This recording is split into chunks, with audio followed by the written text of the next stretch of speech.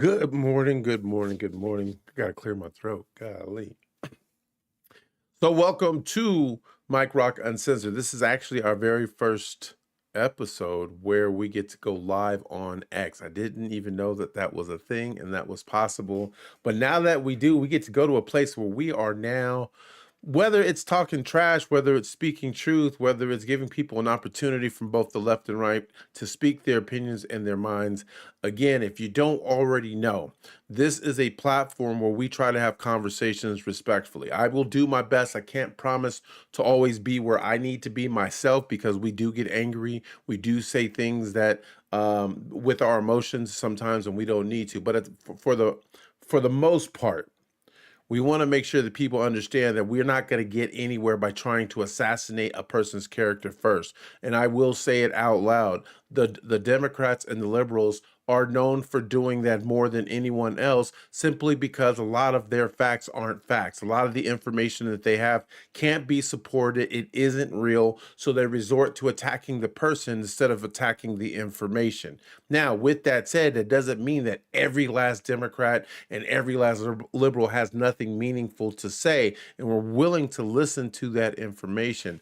I'm hoping that in the end, that the more truth we speak, the more people are willing to speak truth from both sides, the closer we can get to some kind of sanity between the two parties, because everything that's going on right now is absolutely crazy, it's absolutely insane, and it needs to stop.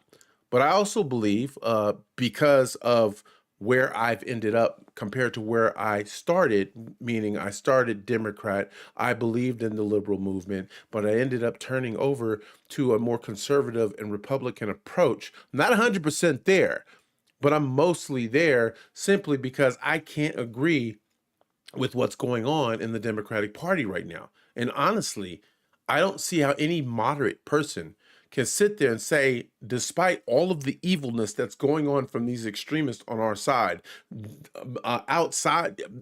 despite the liberal rhetoric that is calling people white supremacists and Nazis and evil people and every other negative name that they can give them in the book, simply because they don't agree with their ideologies, have a different opinion, or something to that extent. I don't see how any moderate can say, I can turn around and support this. Doesn't mean that you're going to turn around and just automatically become a Republican or a conservative, but there's nothing wrong with standing up and saying this is wrong. You want to remain a Democrat? You can say, hey, I believe in the foundational Democrat policies that we began with, but I can't agree with this. I can't be down with this. And that to me is probably the biggest problem that we have out of the Democratic Party right now. The moderates are too afraid of what might happen to them or whatever the case may be. They are too afraid to stand up and say, this is wrong. There is no accountability. There is no responsibility for anything that's going on over there. The fear mongering doesn't stop. And the only defense that they have when they do evil things like kill people is they're going to turn around and claim that the next step is going to be evil and wrongdoing and violence from the other party. And it doesn't happen. Now, from the other side, from the right side, I will also say that I do see, and I read in the comments, I've been guilty of this myself because of how angry I've been with a lot of the actions that have been taken recently. It's just keeps adding up and it's getting ridiculous. So I can honestly tell you that I've been guilty of allowing my anger to get the best of me and saying things that I do mean, but I probably could have delivered in a different way. And that's the fact that we are starting to stoop to their level. We haven't gotten violent, and I seriously doubt that we would ever get violent as a progressive or an aggressive move against someone else. I think the only way that the Republicans and the conservatives would ever get violent was in defense of themselves. And to me, there is absolutely nothing wrong with that. If you push someone to the level where they feel like their life is in danger and they are forced to defend themselves, if violence is the way that you have to handle that situation, then it is what it is. But I just saw all of this crazy talk about, oh, we've done some very evil things, but we're going to get people to take their minds off of what we're doing by claiming that the other party is going to do it. Go ahead and let me know when the last time a Republican or a conservative did something violent because of their political beliefs. I'm not saying that Republicans and conservatives will never commit any evil or haven't done evil things, because they do and they will. I'm saying, when's the last time we've heard of a Republican or a conservative do something evil, commit an evil act, kill someone, be violent because of their political beliefs? And don't give me that nonsense about January 6th. I believe January 6th needs a full-blown, full-scale investigation into what happened into January 6th, the committee that was involved, so that we can put that information out there to see that, number one, it wasn't as violent as people claim to be. The violence was actually incited, and it was incited by certain parties that refused to name themselves because it involved the FBI and a few others. That's not conspiracy. That is fact. There was FBI on the ground, and when they were asked to name themselves, who they were, they refused to do so. But yet they want to have a problem when you've got ICE agents out there dealing with the cartel and other evil people who want to mask themselves to protect both themselves and their families. But yet when you ask them to identify the FBI agents who were undercover at January 6th to say, hey, this was wrong, or hey, you could have been the problem, you were the people inciting this, all of a sudden those people refuse to be named. So it's okay for one, but not okay for the other. Michael Fitters, man, thanks for joining the stream. We appreciate having you here. Again, but I'm not here. Again, I am doing my best. Yes, we are all biased in a certain way. You're not going to agree with everything that I have to say, but I refuse to allow someone being violent to keep me from speaking my mind. And anybody who has an opinion about certain things, this is the time for you to feel like you need to speak up. We're not going to allow you to silence us because we don't always agree. There used to be a day when we didn't have to agree. We can get mad at each other. We can argue. We can do whatever we might even fight, bro. We might even get on a page where we're going to fight. But when all was said and done, we came to an understanding. Fights led to solutions. Arguments led to the way we voted. We made better decisions when we were able to get on some kind of battleground or arena to discuss our issues. Maybe you can change my mind. Maybe you cannot. We can agree to disagree and then go our separate ways and still be friends. But that day doesn't exist anymore. And I know the manly thing to do, or the moral thing to do, would be to try to accept blame, some kind of compromise, something that you did in order to make these kind of things happen. But that time has come and gone. The conservatives and the Republicans, the time for them apologizing for who they are and what they believe, it has come and gone, because the more you try to give, the more they want to take. And again, if this doesn't apply to you, if this doesn't feel like who you are as a Democrat or a liberal, then it doesn't. I'm talking about the extremists. You've gotten to a place to where your rhetoric has caused a lot of this thing with Tyler Robinson and Charlie Kirk. A lot of people want to sit up here and say, oh, how are you going to blame everybody on the left when it was just that one person? And that's nonsense. It's the rhetoric, the radicalization of these shooters and these killers that has caused this to happen. It's why it keeps on happening. There's only so many times that you can call someone a white supremacist, a Nazi, an evil person, someone who needs to be taken care of before people start to listen, before people start to feel justified and take it. I may go to prison for the rest of my life, but I did this to serve my community. And they know that. That's why they do that. That's why they groom kids and indoctrinate kids in school. And then when they're asked about what their actions, all of a sudden is, I don't know what you're talking about. There are no kids being groomed. There are no kids being indoctrinated. We all know that they are. Conservatives and Republicans right now as a whole do not need to apologize for what they feel, how they believe, their faith in God. Why are we apologizing for things when the left is apologizing for absolutely nothing? They are taking responsibility for absolutely nothing. Basically, it's their way or the highway, or it's their way or the funeral at this point. You don't believe in what we have to say? We can't win the battles. We're not winning the votes. We're going to start offing people. That's where we've gotten to. And no, I am not trying to incite violence right now. I'm saying that we will never come to a solution. We're not going to unite. We're not going to find a peaceful end to what's going on as long as the Democrats, the moderate Democrats, allow this to happen, as long as they refuse to police after themselves and they're forcing the other side to do something about it. Because it's the extremists. It's not all Democrats. It's not all liberals. You can feel how you want to feel, but we have the right to do the same thing. You don't subscribe to our narrative, that's fine.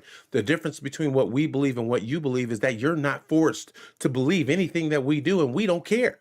We just don't care. You want to feel like a man can become a woman, excuse me. That's fine. Do it. But don't force me to use pronouns just to respect your faith or your belief, because that's requiring me to give up my own faith, to give up the belief I have in my own God and what he's telling me to do. You don't have to believe in my God. That's fine. But this is your circle. This is my circle. Our circles don't have to coexist, but we as humans do. So I just don't understand why this is so hard for people to understand. I don't understand why people can't just stay in their own lane. Why did stay in your own lane become such a bad and evil thing? It's because you got one side that wants to force their beliefs on the other, and that's what's causing more problems than anything else. So if we're going to give evil a name, let's call it what it is. It's not only the devil at work right now, for those of you who believe in that direction like I do, but it's not liberal rhetoric. It's not democratic rhetoric. It's deep state rhetoric. It's the people behind the scenes that are manipulating and duping us into believing the way that we do so that we can remain divided as a people. Some of the most united people in the world don't agree on absolutely everything. They know when to go their separate ways. And where they go their separate ways is involving things that don't hurt other people. You being a man that wants to be a woman doesn't hurt me or impact my life until you are trying to force me to use pronouns. When you get offended because I'm being respectful in my own way, but I refuse to call you a ma'am or a she or a they, not because it's disrespectful or offensive, it's simply because I just don't subscribe to that narrative. And that's what more people, us, left and right and wrong, whatever. We need to be able to have more of these discussions, because that's the only way that we're going to get the solutions we need. As far as government goes, I'm not saying Republican or conservative. I'm saying government. The government is going to do whatever they need to do to empower themselves. And that, even with Donald Trump in office, I have a lot of respect for a lot of the things that Donald Trump is doing. But getting real answers seems to be a problem right now. This whole Epstein ordeal, come on. They know who the perpetrators are. They're just afraid of the impact it's going to have on this country and the rest of the world if they expose the people who were involved with Epstein Island. We know that already. They know that already. But as long as they can, they keep themselves empowered the more they continue to put that off. I do believe it's going to have a major impact. Exposing the Epstein Island or the Epstein files is going to have a major impact. Not the way that people think, because a lot of the liberals and the Democrats want to believe that Trump was on Epstein Island doing some freaky deaky things. I don't think that's the extent of the impact or the damage that it's going to cause to this country and the rest of the world. I do believe it's going to flip everything we believe as far as who's in control, who's in power, who's been doing all of these dirty things. It's going to flip everything on its head, and we're not going to really know what to do, where to go after that happens. But it needs to happen in order for us to right the ship. and do what needs to be done for this country, that those files need to be released. All the information that they're hiding from us, it needs to get released. What really happened at 9/11? I'm not I don't like to be a conspiracy theorist, but there's enough information out there that lets us know that what they're telling us isn't necessarily the truth.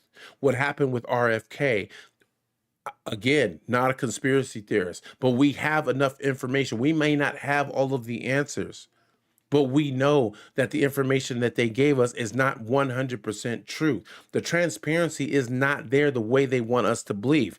They're being more transparent, but they're not being fully transparent. So again, I only say the government's going to do what they have to do. And if you continue to believe the nonsense that they're spewing, then that's on you. Me personally, I choose to believe that we as a people can work together. We can continue to argue, continue to debate, but the evilness needs to go away. Our dependency on the government that and the media who is being fed by the government, that needs to stop. We need to stop believing in things that we know just don't make sense. Common sense. We need a revolution to common sense. And that's the problem, because a lot of these extremist woke ideologies are not built on science, facts, or common sense. They had to invent an entirely new category of blah blah called objective reality, where they can now create a science and try to create fake facts to support their objective reality. It's objective, meaning it's fluid. It can change as soon as you would say that it can change over time, and it leaves room for them to evolve. But the truth is, it leaves room for them to protect their lies. That's the truth about objective reality. It's a lie, and it evolves so that they can create greater lies to protect the last lie that they told. I don't want to see I don't want to see civil war. I don't want to see the Republicans being forced to defend themselves and get violent as a real. I don't want to see all that. But I honestly can't see any other direction that we're headed in until the Democrats decide to start policing themselves. I really believe that that is the first step. You don't want to apologize to us for everything that's being done? Okay, that's fine. But if you know what's going on and you know it's the only way to fix the problems that we're having right now, don't force us to fix the problem for you. Go in there and police yourself. Go in there and tell those people that they need to stop the nonsense. Go in there and expose the people who are being violent so that they can stop being violent. Tell the crazy people that it's lunacy to believe what what they believe in. And it isn't just the transgender community. Racism, this whole systemic racism crap, it needs to go away. I'm sorry, I'm mixed. I'm black, white, and I have a whole lot of stuff in me. But I grew up I grew up ghetto. I grew up in the black community. I was raised black. If you see my family, you would just basically say that I was a milkman baby. But the thing is I have never been more dirty, done more dirty in my entire life than I have been done by my own family. And that is just the simple truth. They feel that they can do you dirty and then later on apologize, and everything is supposed to go back to normal just so that they can do you dirty again. I made the decision. I didn't blame white people for what was happening to me. When I was old enough, I got up out of my neighborhood. I still talk to people in my neighborhood. I still got a lot of love for people in my neighborhood. But as far as my neighborhood as a whole, the decision I had was to stay where I was at, continue to do what I was doing, hoping for a different result, a better result over time. That's the definition of crazy. Or I could change my circumstances and make the decision to get up out of the neighborhood and start a new life for myself. I did that. I went into the military. I made some knucklehead moves after that, and I ended up getting myself into some trouble as a result. But those were decisions that though I was a victim of my own circumstances, of my own decisions. And then I became a father, and I married someone and had two beautiful sons, but the marriage didn't work out, and I ended up becoming a single father and going through my own struggles and everything else as a result. I don't regret being that father, But the bad things that happened to me, it wasn't because of white people. It wasn't because of anything that they did. I was a victim of my own circumstances and my own bad decisions. And the reason why the black communities, and again, I'm not speaking about all. I'm talking about the ones who are whining and complaining and blaming everybody else for the things that they don't have. You are a victim not from white privilege. You are not a victim of white supremacy. You are a victim of your own circumstances and your own bad decisions. And it's disrespectful for you to say that white people or any other race is trampling on the legacy of people like Dr. Martin Luther King and Malcolm X, despite whatever problems you think they had or created. They wanted to see the black communities unite. The biggest disrespect to those legacies are the black communities who aren't trying to honor that legacy and unite and stick together. And I'm going to tell you something that you may not want to hear. You may not be ready to process this. But other cultures, white people, the Asian culture, the Mexican cultures, they're successful at what they do because they stick together and do it together. If they struggle together. If they succeed together.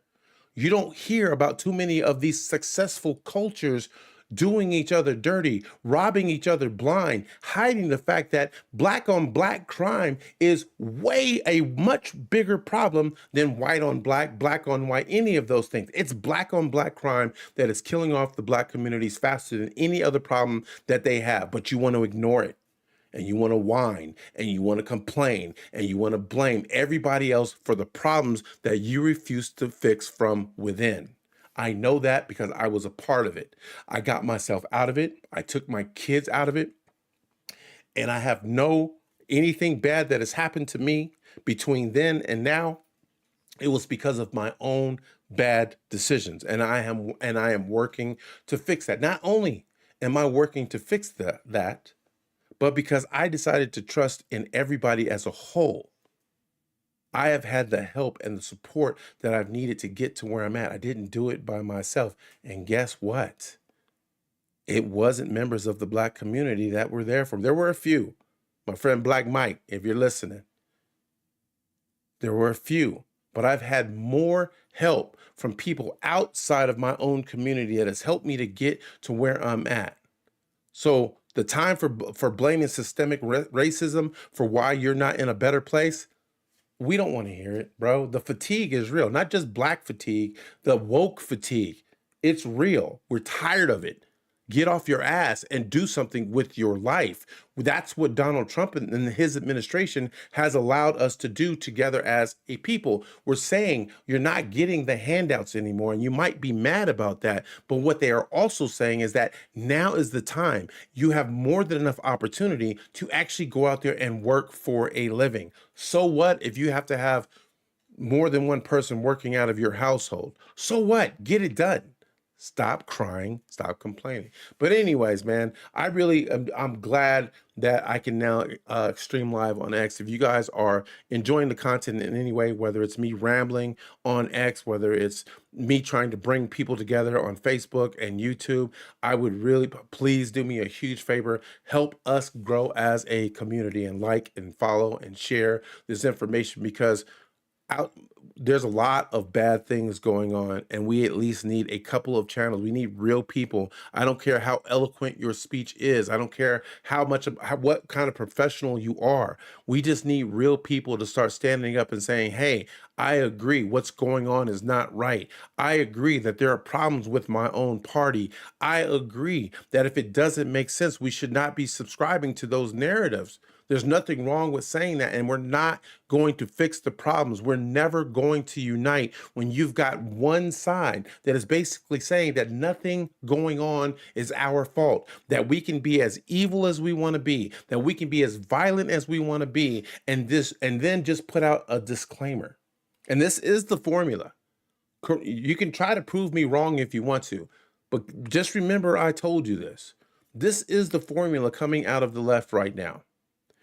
Deny it until they get caught. put it off for as long as possible. And when they finally get exposed for what they did, make it old news. Let's move on because that is no longer relevant. That no longer applies. No, we can't allow that to. I don't care when they get exposed. It needs to be exposed so that we are aware of when it happens all over again. It is a recognizable pattern within that party. That needs to be exposed more than anything. Deny it until they get caught. Put it off as long as possible, and then when they do get caught, make it old news, make it irrelevant, and move on to the next idiotic thing that they want to argue and debate with you about. The other problem that they have is that since they can't, there are very few facts and very few, not a whole lot of information on the science end to support the nonsense that they're spewing out of their mouths. They can't win arguments off of facts. So what they do instead is they get loud and they attack people's they assassinate your character. They get loud and they assassinate your character. They can't debate the facts. So my encouragement, what I want to say to the Republicans and the conservatives and even the independent parties out there, don't get caught up in the distractions. Don't get caught up in the deflections. When you have a point that needs to be made, stay calm. Don't panic. Keep the conversation on point. When people want to attack and assassinate their characters, just know the fatigue is there as well. People are starting to read between the lines and realize that the only reason why they're attacking your character is because they can't debate the facts. Period. And this is coming from a normal person. I'm just a single father. I'm a man that has made his own mistakes. There's nothing you can't find out about me that I'm not willing to tell you that, yes, that actually happened. There's nothing that I've ever said, and you can twist it and you can manipulate the facts all you want to, but there's nothing out there about me that when it comes to light, I'll say, hey, you may have twisted that information, but yeah, I said it. It's because I'm not trying to be a politician. I'm not trying to do anything else. I would love to be, I'll be real. This is transparency. I would love to be on a page to where I am supported enough to where this is all I would ever have to do is to enlighten people on what the next step is for us to come together as a people. I would love that, but that's not why I'm doing this. I went out there and just became a trucker. I got my trucker's license. I'm going to start driving on Wednesday and making my own money.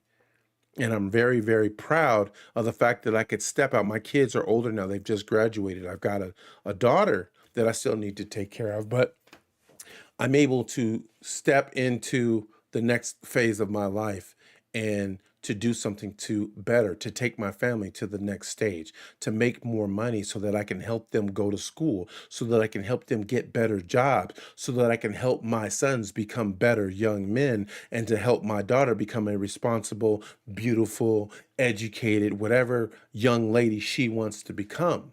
I get to do that now. And I got there because I stopped, but I never blamed other people for the problems I created for myself. I wasn't afraid to get help. I took my pride and I set it to the side and said, "Hey, I don't just want fish. Don't just give me money. Just don't just give me the answers without at least helping me to understand what that answer was or helping me to get out there and start fishing for myself." That's what I want more than anything. I want the knowledge to make the money for myself. And I promise you guys stick with me.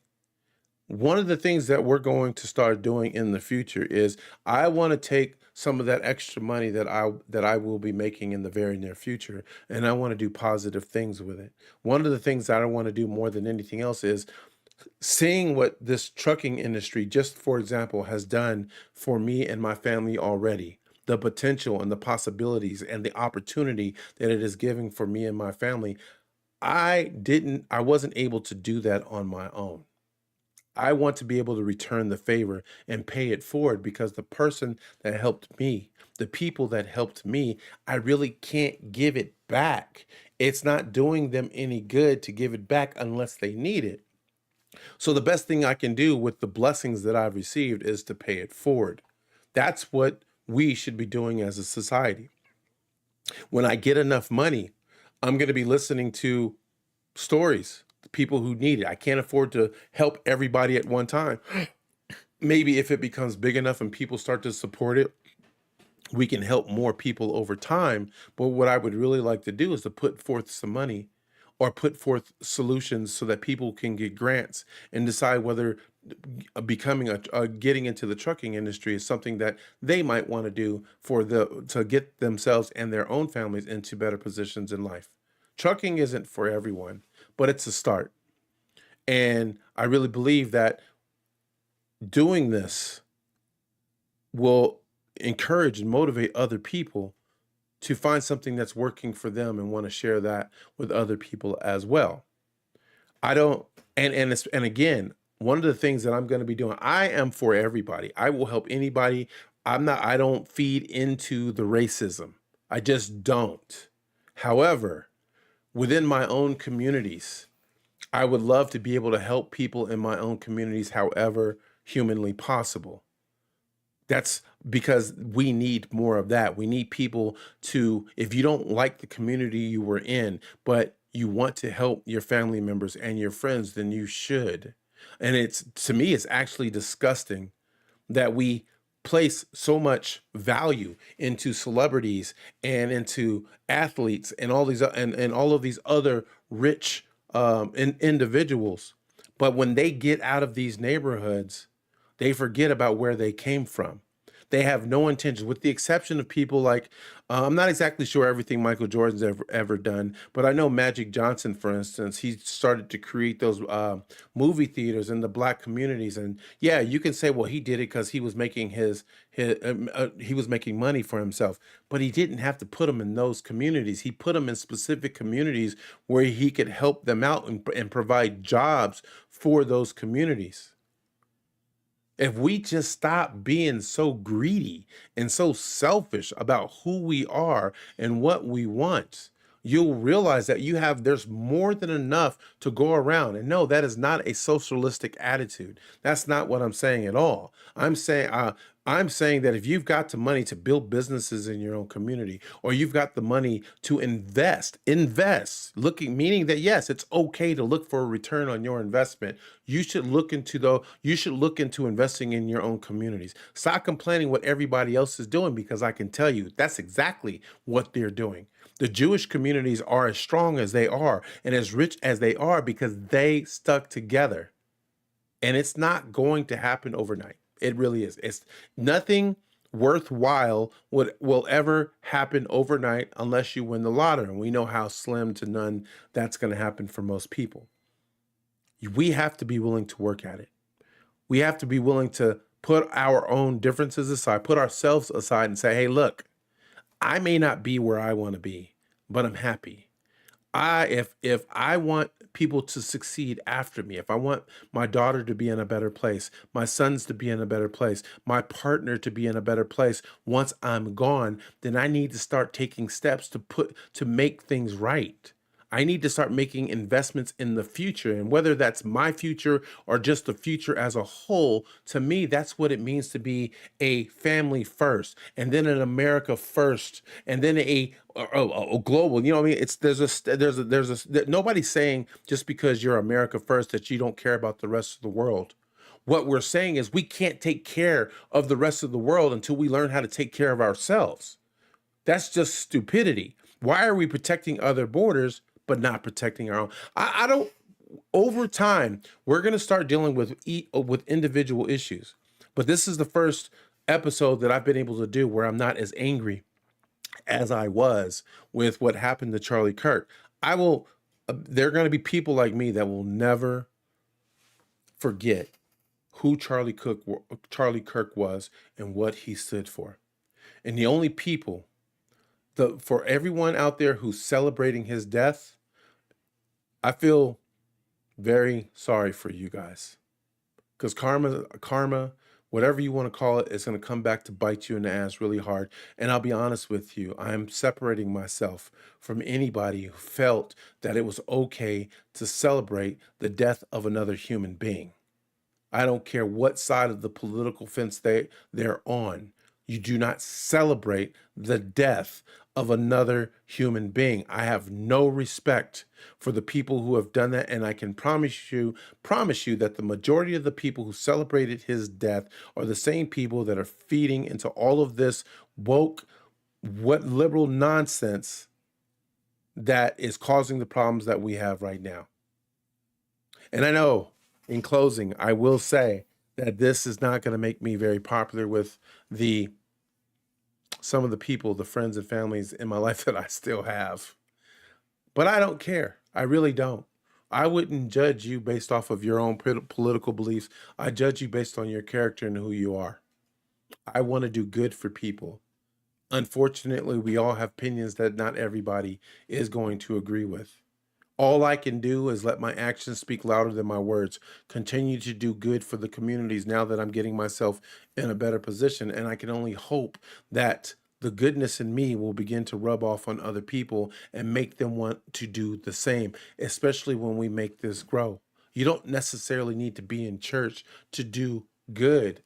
I personally believe that you need to be in church. I believe in God. I pray. I do it, but that's for me. If you don't want to subscribe to that, that's fine.